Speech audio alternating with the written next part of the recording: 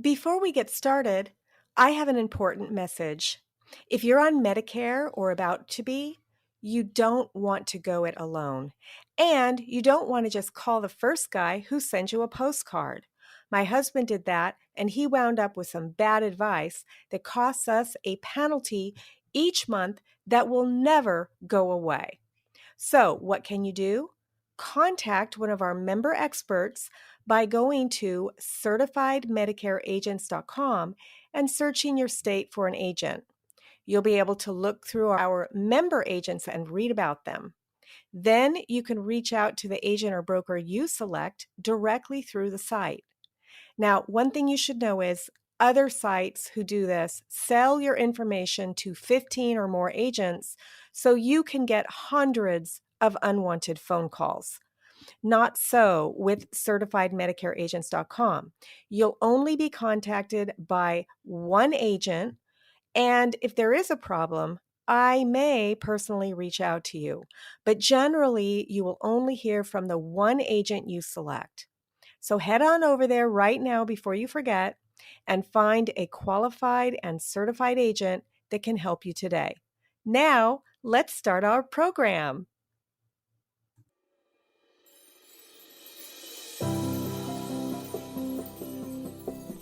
Welcome back to the Rock Your Retirement Show.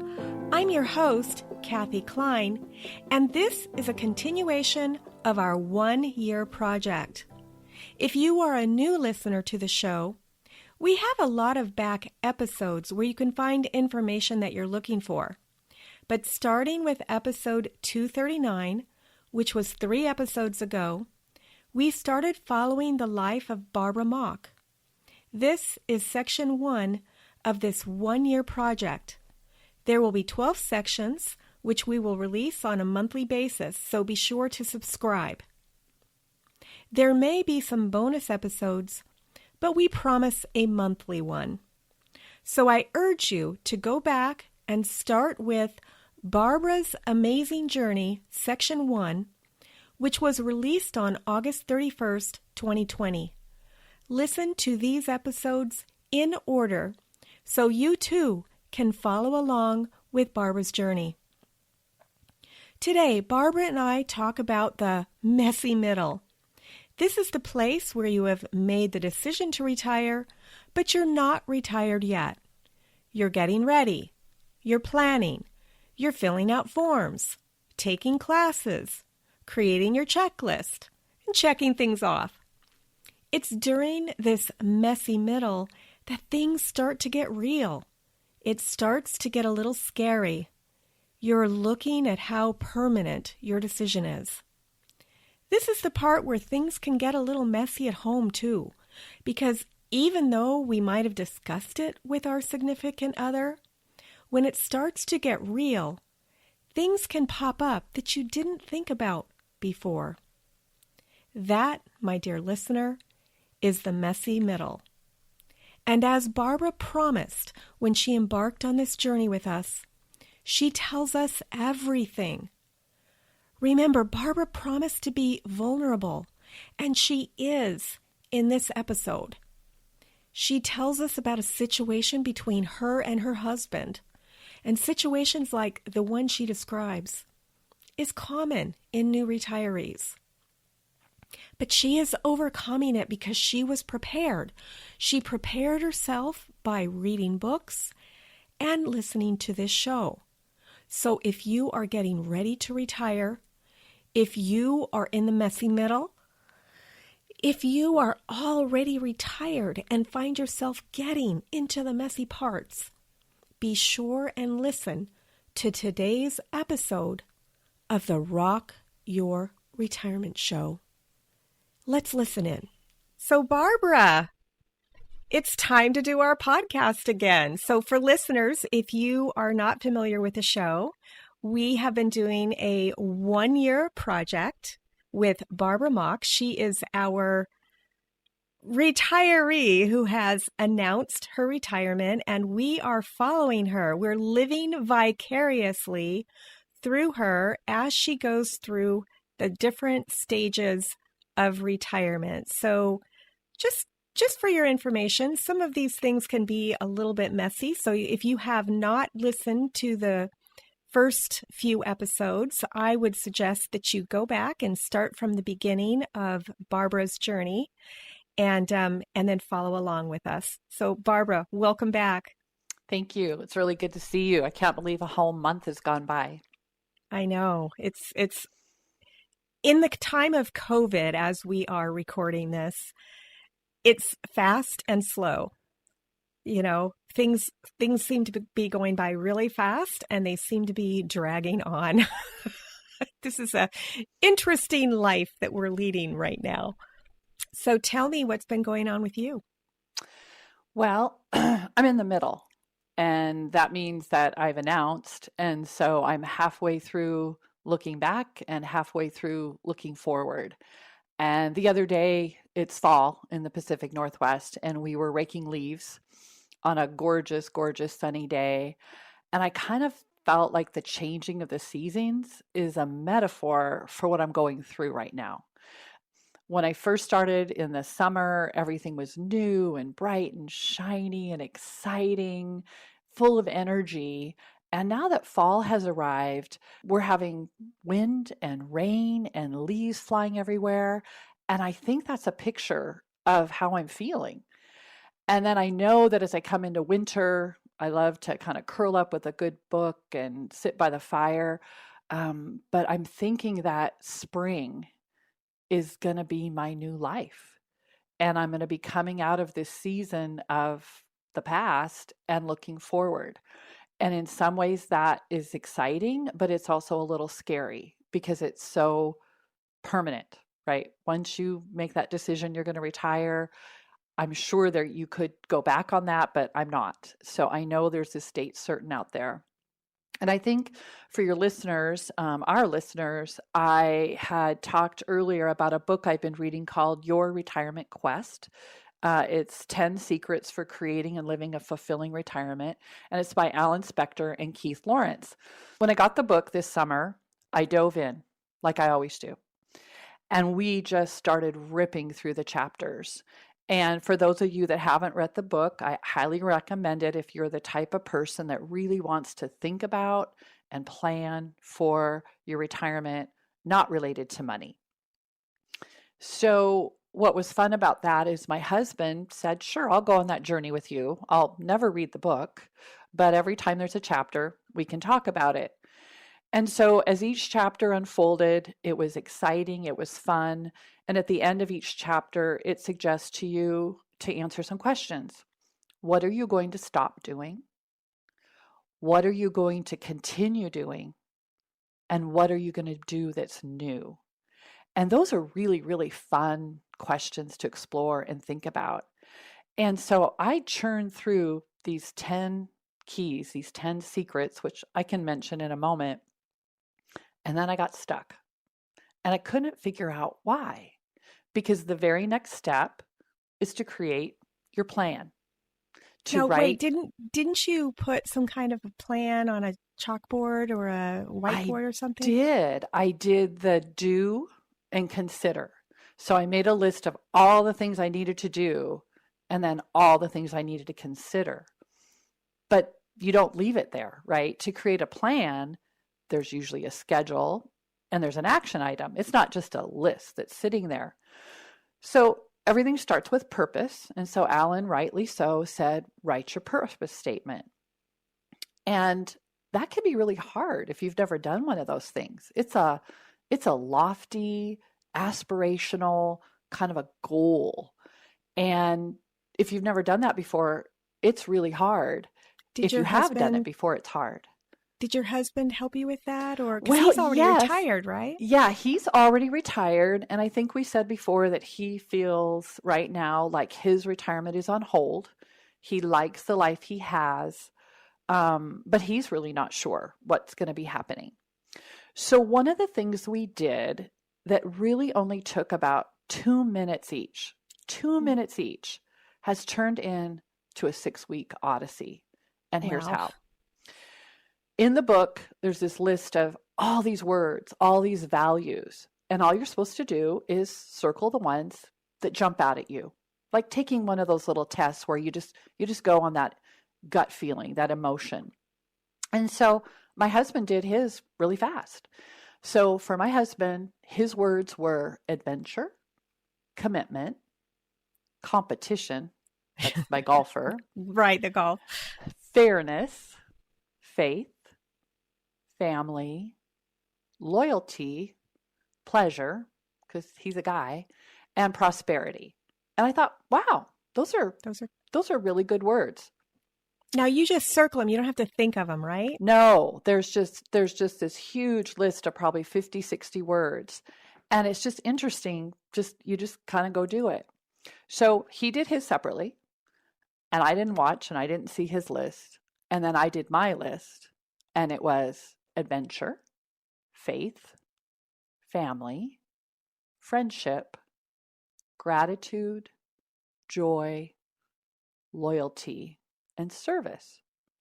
So Okay, very similar. very similar, but we didn't match on everything. Of course And as not. I looked at those and I look at our temperaments and our personalities, it really is a good description of us. So then what I did is I wrote down where we had the same words without talking about it. And I wrote them down and I put a heart around it because our 4 words, only 4 that we completely aligned on, were adventure, faith, family, and loyalty. And when I look at our life and that we're just on one grand adventure all the time, and if it isn't really fun, we make it an adventure. Our faith is important to both of us and is the foundation for our relationship. To know us is to know that we have this huge family and extended family. And loyalty, we've been together since I was 16 and he was 18. We stayed at the same jobs, for him 39 years at the same company and me for 44. So obviously we're so loyal, we just don't go anywhere, which I think is a good thing. And so looking at that, I thought, wow, this is really, really cool. But now what? And so therein lies the drama, because in my mind, I thought we needed to write a purpose statement together. And it just wasn't happening. He'd look at me like, okay, sure, that's fine for you, but this is crazy. Who does this? I said, well, these people in this book right here, they work for Procter & Gamble. And he goes, yeah, right. Have a ball with that, Barb. And so I kept trying to initiate the conversation. I kept trying to figure it out because purpose drives everything. And during this last 6 weeks, we've been talking a lot about what are activities. Are we going to get a trailer? Are we going to buy a truck? Am I taking golf lessons? And it's just kind of on and on and on and on. And we just didn't move to that next important step. And so one Sunday, we sat down and we were talking. And I finally, as I was talking to him and he was listening to me, he said, well, it sounds like you need to write your purpose statement. Right. Instead of doing it for me. Right. And I was like, it was like pop in the face. And I said, oh my gosh, you are so right. And I don't know that he will ever write one. And I don't know that we'll ever write one as a couple. But I took a long walk with the dog and I thought, and I immediately came back. So 6 weeks of being blocked, of not being able to figure out what to do, in that moment when I realized it's about me and my journey, not imposing what I want on him, which I'll get to that next. Well, I can totally understand why you would want to do it together. I mean, you've been together since you were children. Right. And so you want to do things together. And as a woman, I think women are more likely to want to do that than men. I could be sexist here, but just from my limited experience, it just seems that women are more inclined to do that kind of thing. What do you think? Well, I think that we definitely like to see kind of what's underneath that emotion. We want to be aligned. We want to share with our partner. But what gets me excited playing with my grandkids he wants the competition. He wants to go Right. golfing. He loves his grandkids, but it's not his life, right? There's other things. And so I think what I appreciate about him was he was able to go along with me in the journey and listen and listen and listen, and then finally say, well, why don't you do it? And it freed me to quit trying to impose what I wanted on us as a couple for this future event that hasn't happened yet, and just work on my own stuff. So that was a good day. I felt happier because I'd been feeling really frustrated. Like, are we just going to be stuck here? So here's what I wrote. I feel a little vulnerable saying it, but I feel like I committed to you that I would be open, the good and the bad. So my vision for retirement is, my greatest ambition is to please Jesus above all else. I will continue to love and be loyal to my best friend and husband. I am full of gratitude for my family and friends. I embrace adventure and travel for the opportunity to learn and grow. I am kind, thoughtful, and compassionate to those in need, and I focus on my physical, spiritual, and emotional well-being so that I can bring joy to others through service in my community. Oh, that's so beautiful. And that is who I am and who I aspire to be. And what I realized in going through this journey is that shouldn't be easy. It should require a lot of thought. And like any vision or goal, we joke a lot in planning. Military leaders make these exhaustive plans, and they have all kinds of contingencies. But there's this saying, and it's not a direct quote because I don't know who said it, but no plan survives first contact with the enemy. You're nodding, true. So I'm sure you've heard it. So I know that my vision, my mission, if you will, probably won't survive first contact with life, and that maybe things will have to change. But what it gave me is kind of an overarching umbrella to think about what it is I want out of my retirement. And the nice thing about having something like that that's written down is there'll be all these new things flooding into my life, activities, opportunities to serve, trips, things with kids. And I guess what I want to say right now is if it doesn't align with my vision, then I really want to take a minute and stop and say, does this make sense for me? So once I had my vision, I had these lists, like I said, the do and the consider. And one of the things that Alan and Keith talk about is making a chart or a graph, which is not for everybody. This is something you could kind of geek out on. And this is why my husband's just looking at me like, oh, honey, that's nice. But what they do is they encourage you to think of all the things that you think you want to do in retirement. And that I put across the top, and I picked 10 things. 10. Now, are these major things or just things you want to do every day, or how does it work? Yeah. So for me, a new area is golf. Never done that before. And so I think the readers will read in my blog, I started my golf lessons, and I love my instructor. I know she's going to be a friend. She's like a kindred spirit.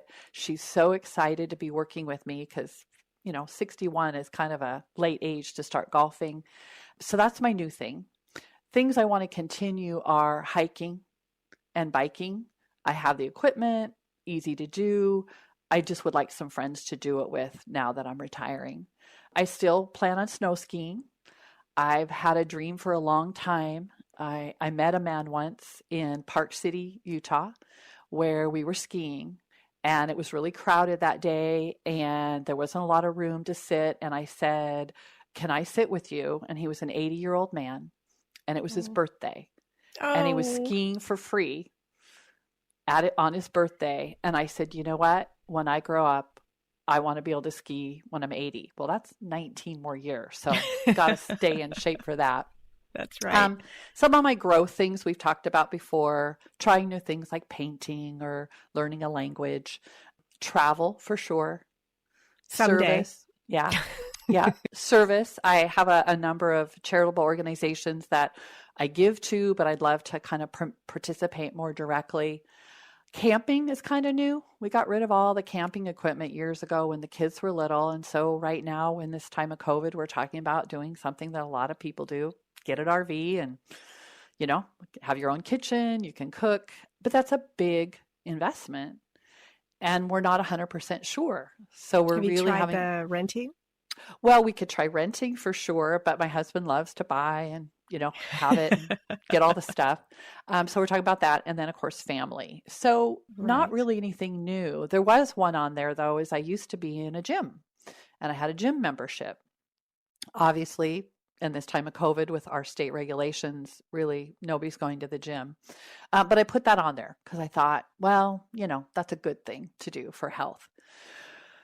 But the things that you put on the left side of the axis, the list of things from the book, and again, I'll put something in my blog or in the show notes, but it's your purpose and values, which is that vision statement.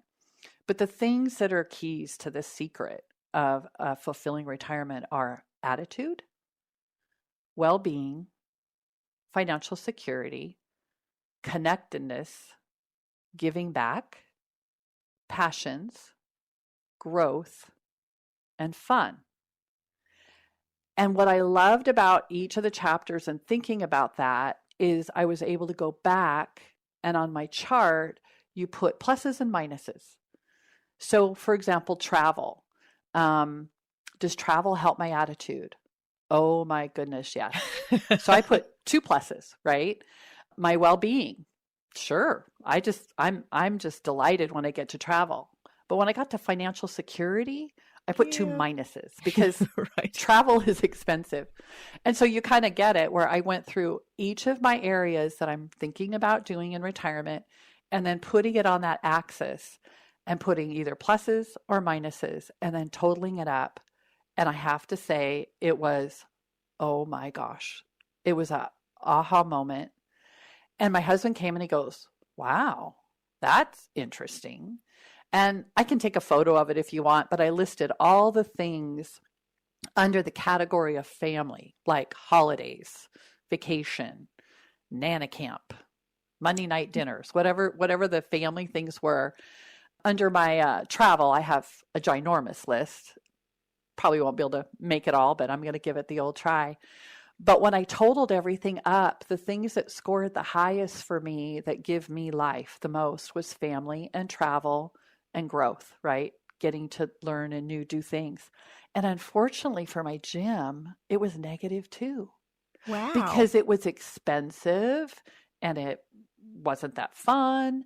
And I realized that I really enjoy exercising when I'm doing something like hiking, biking, or skiing, not just going to a gym. But I thought for sure that would be something. And so what it's done is it's just helped me focus on what's important to me. And that's really all the exercise is about. It's to intentionally think about what is important to you and why is it important and how does it contribute to having a fulfilling retirement. So that's what I've been working on. Wow. So it sounds like some of it has been messy, but some of it has been freeing to you as well. Yes. So I'm a little ashamed to say that one of the biggest collisions was something that you predicted the very first time we talked. And I've listened to podcasts about it. And it was very humbling, I have to say, when it happened. So I think at the end of our last broadcast, when we were talking about canceled plans, and I said I was pivoting to gardening, I am a planner and I'm a doer. And I'm not very patient sometimes as I'm learning. Well, the garden was my husband's idea. And I'm thinking to head to retirement, what's going to happen in the spring. So I jumped in with both feet. I started going online and picking out seeds and putting them in the cart, but I didn't purchase them, which was good. And then he was talking about garden beds and greenhouses and just brainstorming. And I'm like, well, we got to get going on this. And he goes, well, just a minute. I said, no, we've got to get the soil bared. We've got to get the thing. We got to get everything ready. And he said, no, we don't. Every day Saturday, We can take our time, enjoy the process. I'm like, well, no. So I've got graph paper and I'm drawing things and I'm, ready to click the button on this expensive greenhouse. He goes, hold it. What are you doing?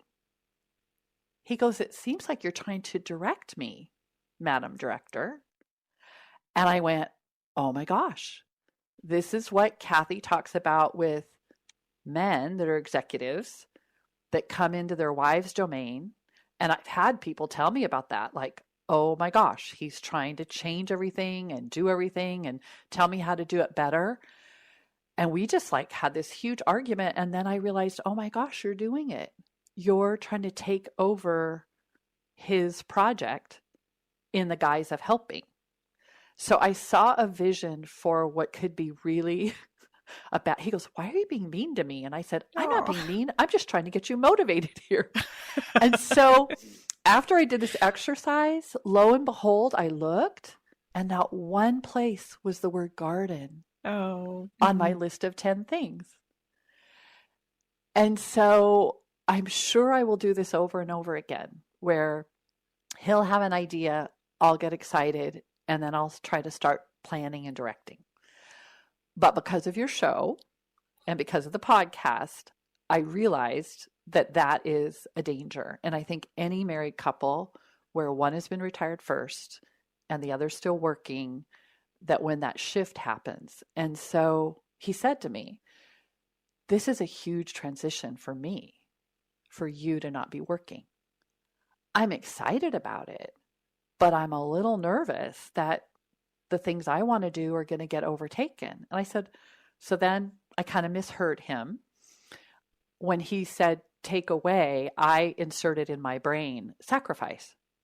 Right. Oh, well, I'm not asking you to sacrifice and give up golf. And he's like, I didn't say sacrifice. And then he said, I need balance, because that's what he does all the time. So we'll need a day or a couple days where we do things together. And I'm like, oh no, I'll be fine on my own. You keep it all. It was not my best moment. And of course, eventually we worked it out, because you can't be married for over 40 years and not have a way to work it out. But I'm not proud of the fact that I resorted to my pattern, which is, okay, we've got to plan it, we've got to do it, we've got to execute. So now I'm trying to go day by day and not get in the mix about taking over the garden. I have enough stuff to work on my own, but it's been very interesting how quickly that happened. And we're not even retired yet. We're just in the middle of thinking about it. Well, it's part of it too, is when you've had an executive job.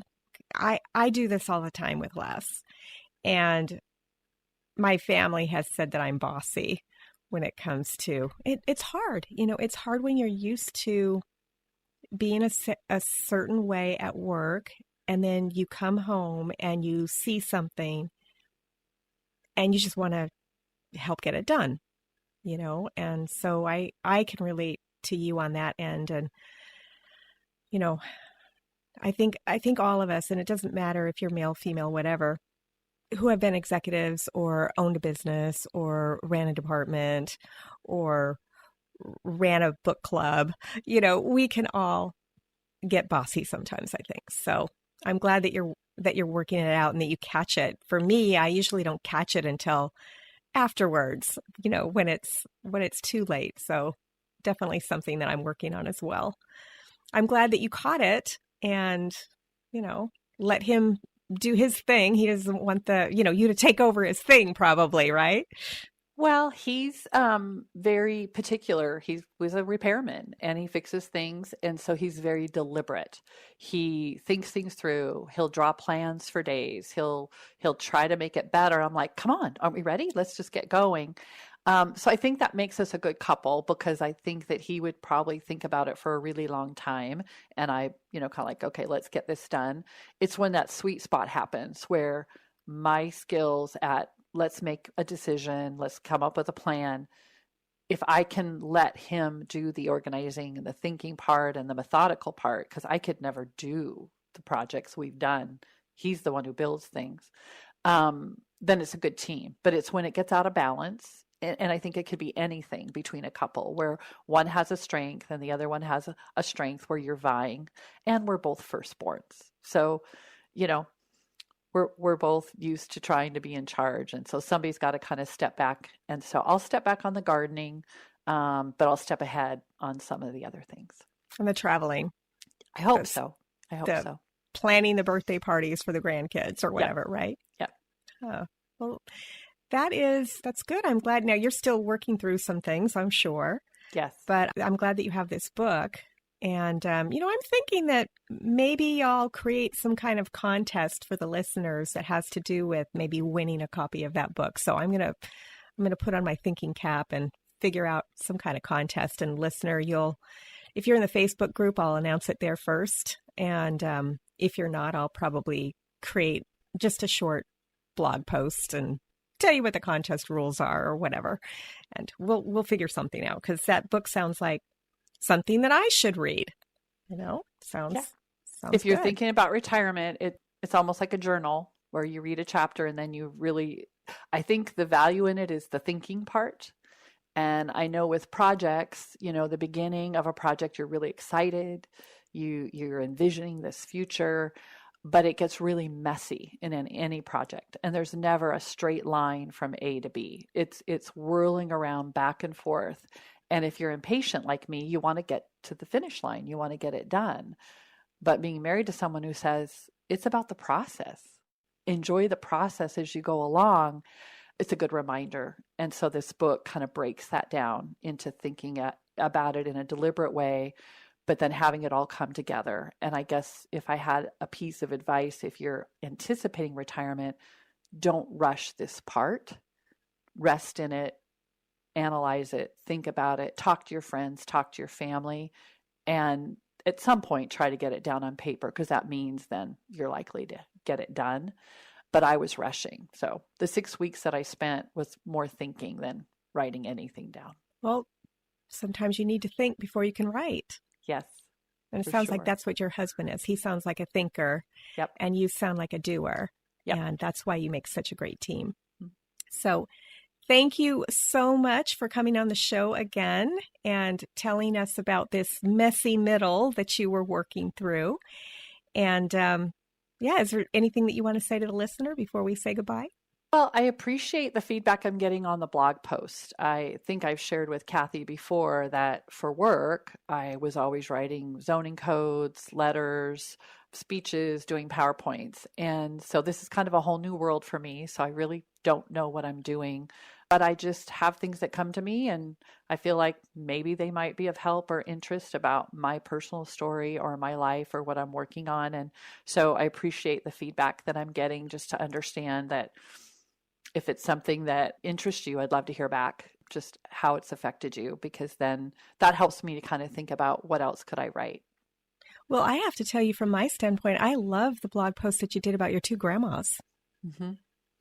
That was a great blog post. And for the listener, basically, she had two grandmas. Correct me if I'm wrong. Two grandmas. One was positive and the other one not so much.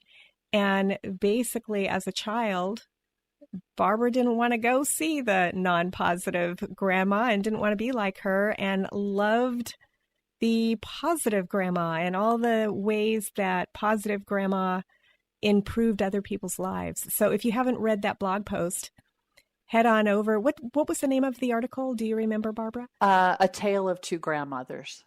Yeah. So read that and post a comment on it, and let Barbara know which of her articles that you like best. So thank you so much, Barbara. This has been once again a pleasure speaking with you. And for the listener, we'll see you next time on the Rock Your Retirement Show. Bye. Bye.